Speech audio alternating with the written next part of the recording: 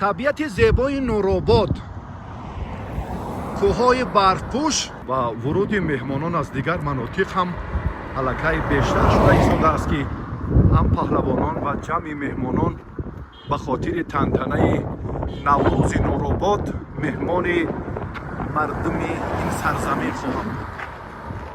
صد جان و دل فدای یک مدعای مادر. بله، این سیراهایی که به مرکز ناحیه نورآباد مهمانان را می پیوندد.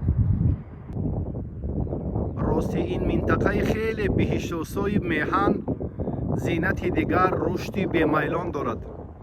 به هر سمتی که توجه و نظر می افکنیم زیباگی و از نوروز، از عید متنتن هر لحظه باز هم یادرس شدن و افتخار کردن به مورد است.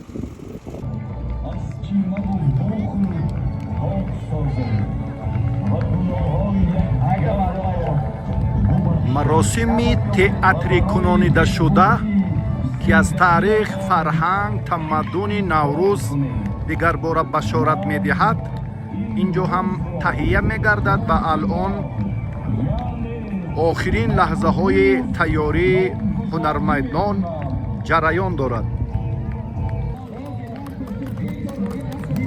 نوروز مبارک. نوروز مبارک. سلامت باش.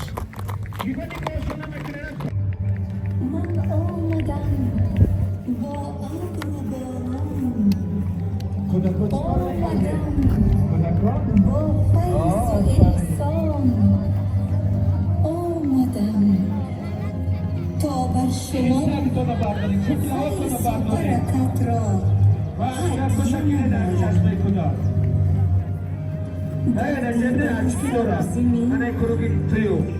خورشید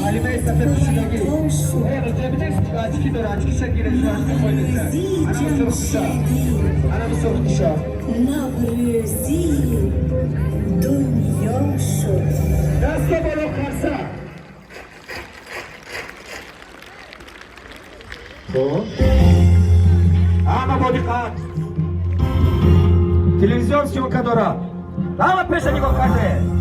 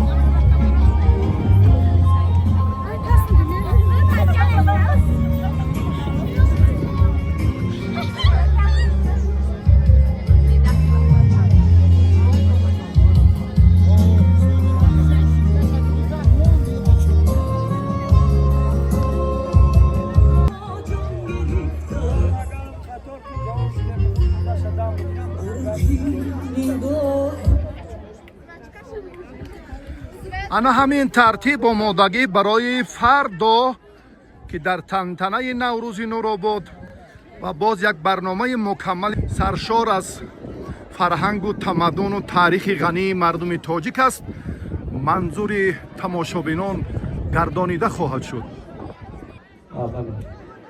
همه در فکر کار میشه، همه در فکر کار میشه. آفرین.